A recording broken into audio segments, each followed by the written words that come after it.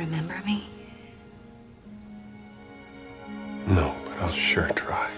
Salut tout le monde, c'est Xavier, bienvenue sur Watch Mojo Français. Aujourd'hui on se retrouve pour le top 10 des performances grandioses de Jim Carrey. Guess I'm being spontaneous. Somebody help me! I'm being spontaneous! I couldn't take a chance telling you. You know that I couldn't. Thank you very much. Pour cette liste, on va s'intéresser au rôle dans la carrière de Jim Carrey, dont le sérieux nous aura étonné et impressionné, parce que le bon vieux Jim, on le connaît surtout pour son talent humoristique et son visage en caoutchouc. Mais vous allez voir qu'il a plus d'une corde à son arc. Attention mesdames et messieurs, des spoilers sont à prévoir. Selon vous, quelle performance de Jim Carrey est le plus bel exemple de ses talents pour le drame? Dites-le nous dans les commentaires. C'est parti. Numéro 10, Walter Sparrow, le nombre 23. Perhaps I should be going. No. I want you to see this. Carrey a de nouveau fait équipe avec le réalisateur de Batman Forever, Joel Schumacher, pour ce thriller psychologique. Et bien que globalement boudé pour son intrigue et son exécution bancale, Carrey fait ce qu'il peut avec ce qu'on lui donne. I should have realized the truth. I know it's absurd, but even the color of his tie betrayed him. Dans le film, on suit Walter Sparrow, contrôleur animalier qui se prend d'obsession pour un mystérieux bouquin. Le livre parle d'un meurtre atroce et d'événements sombres qui impliquent le nombre 23. Alors que Walter plonge de plus en plus dedans, il commence à remarquer d'étranges liens entre sa vie et le nombre en question. Carrey joue très bien la descente dans la folie, même si les dialogues ne l'aident pas forcément. You gotta get out. It's coming for you. I can't stop it. Alors que Walter perd de plus en plus pied avec la réalité, le public, lui, aurait souhaité que cette performance se retrouve dans un film de meilleure qualité. I'd like 2 words on my tombstone. What if? Numéro 9, le colonel Stars and Stripes, Kick-Ass 2. What the hell are you? We're the good guys. Cette suite de Kick-Ass, qui était sortie en 2010, n'est certes pas à la hauteur de nos attentes ou de son prédécesseur. Cependant, elle a au moins le mérite d'ajouter quelques nouveaux personnages intéressants. L'un d'eux, c'est le colonel Stars and Stripes, joué par Jim Carrey. Cette version tordue de Captain America est à la tête d'un groupe de combattants du crime, les Justice Forever, qui se sont largement inspirés du travail accompli par Kick-Ass. Welcome to Justice Forever. Dans la peau de cet ex-gangster, Carrey apporte une présence à la fois poignante et féroce dans une œuvre autrement très axée sur la comédie. Oh, and try to have fun. Otherwise, what's the point? Son désir de se racheter pour ses actes passés est rendu palpable par la performance de Jim Carrey. Et même s'il n'a pas un temps d'écran incroyable dans le film, le peu qu'on voit nous a donné envie d'en voir plus. Numéro 8, l'ermite The Bad Batch. Dans ce thriller dystopique très chelou, Jim Carrey est presque méconnaissable sous les traits de l'ermite, un SDF muet qui erre dans les terres désolées qui sont le décor du film. The Bad Batch, c'est l'histoire d'Arlene, une jeune femme qui essaye de survivre à des parias sans merci dans le désert du Texas. Dans un cast riche qui comporte Jason Momoa, Keanu Reeves ou encore Suki Waterhouse, c'est remarquable que Carrey se démarque étant donné son tout petit rôle. Et c'est encore plus impressionnant vu qu'il n'a pas une seule réplique. Mais s'il y a bien une chose qui a fait sa renommée, c'est sa capacité à transmettre grâce à son langage corporel et aux expressions sur son visage.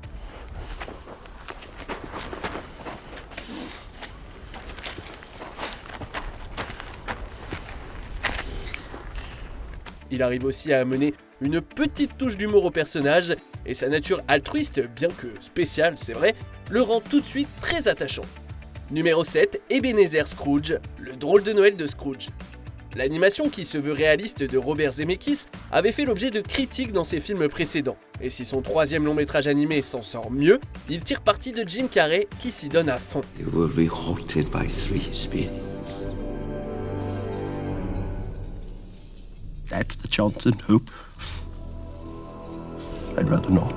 Basé sur le roman classique de Charles Dickens, dans ce film, Jim Carrey est fascinant en tant qu'Ebenezer Scrooge. Ses expressions du visage se prêtent encore une fois très bien à sa performance, puisque Carrey a prêté sa voix mais aussi a eu recours à la motion capture pour donner vie au personnage. Mrs. Gilbert. Merry Christmas. Oh my God. Carrey incarne tout ce qui fait de ce pingre de Scrooge un pilier de la fiction. Et en plus, il a pu faire montre de son talent puisqu'il a aussi incarné les 3 esprits venus le hanter. I am the ghost of Christmas present. Look upon me. Numéro 6, Peter Appleton, The Majestic. Juste parce que ça a été un flop au box-office ne veut pas dire que Carrey n'a pas livré une grande performance. Dans The Majestic, on s'intéresse au scénariste blacklisté Peter Appleton, qui exerce dans les années 50 et qui est victime d'amnésie suite à un accident de voiture. Après s'être réveillé dans une petite ville et avoir été pris par erreur pour un soldat porté disparu durant la Seconde Guerre mondiale, Peter se lie aux habitants de la ville et les aide à réouvrir leur unique cinéma. Do you remember me? No, but I'll sure try. Le film a été critiqué parce que jugé trop long et trop sentimental, mais Carrey y amène une certaine chaleur et une vulnérabilité qu'il a rarement montré dans ses rôles précédents. Nifty, huh? Yeah.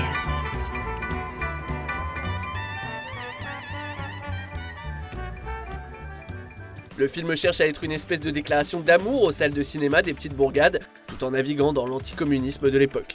Le jeu de Carrey est l'élément qui met le plus en valeur ces thèmes. See, I'm not like Luke Trimble. He had the market cornered on those things.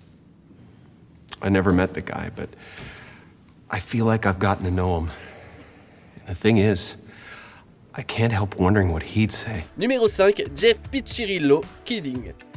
La série Kidding, qui n'aura pas vécu très longtemps, pouvait compter sur Carrey dans le rôle de présentateur d'une émission appelée Mr. Pickles Puppet Time. Une émission guillerette, mais en coulisses, c'était pas la joie. I had a son named Phil. He was once your age. Jeff galère en effet à garder son personnage lumineux après la mort tragique de son fils.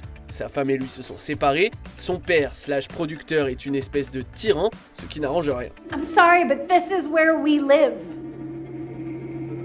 Please, join us. Le programme a été loué pour son approche du deuil, porté par un portrait profondément personnel et aux multiples couches de Carrey. Your parents are failing you.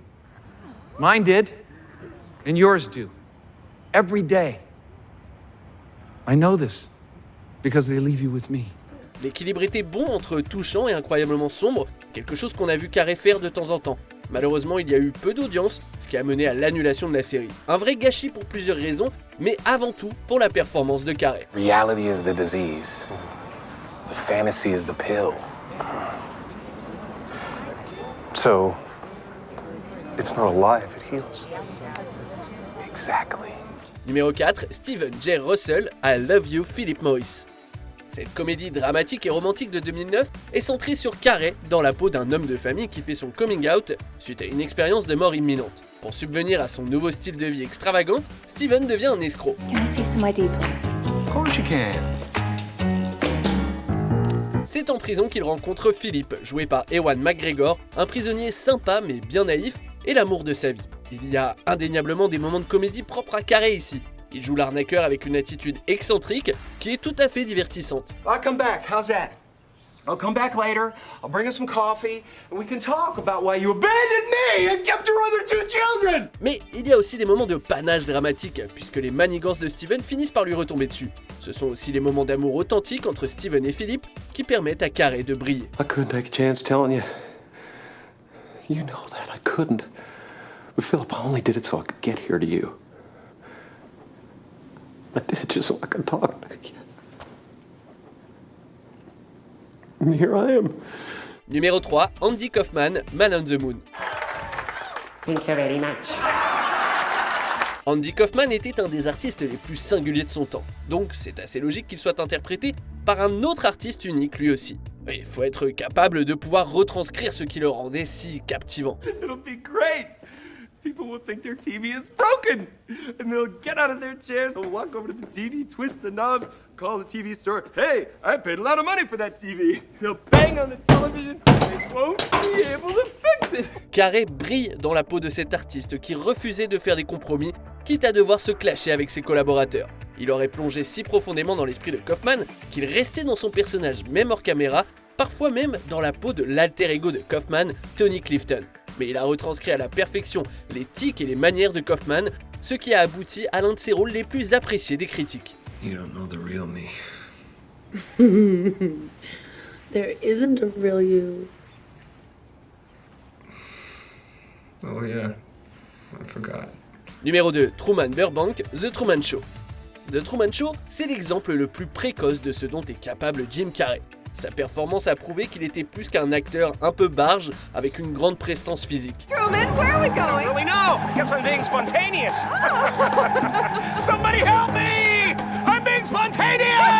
L'acteur incarne le personnage éponyme, Truman Burbank, un homme qui, sans le savoir, a vécu une vie artificielle, programmée et surtout diffusée à des millions de téléspectateurs. Tout, de sa ville natale à son mariage, tout est artificiel.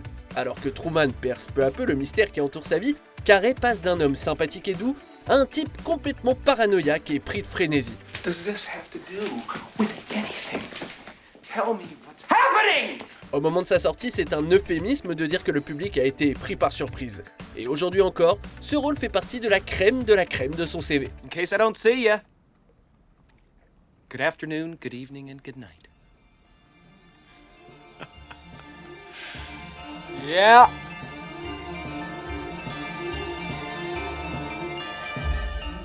On arrive presque à la fin. Nous publions de nouvelles vidéos chaque jour, alors avant de continuer, abonnez-vous et activez la petite cloche et les notifications sur téléphone pour ne rien rater. Numéro 1, Joël Barish, Eternal Sunshine of the Spotless Mind. Hi. I'm sorry? I just said hi. Hi, hello. Hi.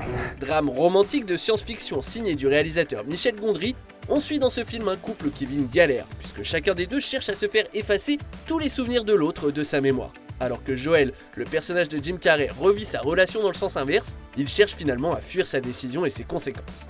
I'll call it off. I'll give you a sign.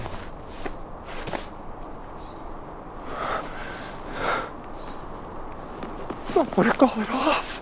Le film a été loué à raison pour son concept unique, ses visuels et la performance des deux protagonistes. Carrey n'est pas du tout dans sa zone de confort ici, et c'est dans l'intérêt du film. Joel est à certains moments réservé, à d'autres, il est totalement déchiré à l'idée de perdre tous ses précieux souvenirs de Clémentine. I wish I'd stayed. I do. Well, I came back downstairs and you were I gone. walked out the door. Why? I don't know. I felt like a scared little kid. I was like, it was above my head. I don't know. Ce personnage subit le lourd poids de l'échec de son couple et de la peur de perdre ce qui aurait pu être. Et à voir comment il joue, je suis persuadé que Jim Carrey a puisé dans quelque chose de très intime pour emmener son personnage aussi haut.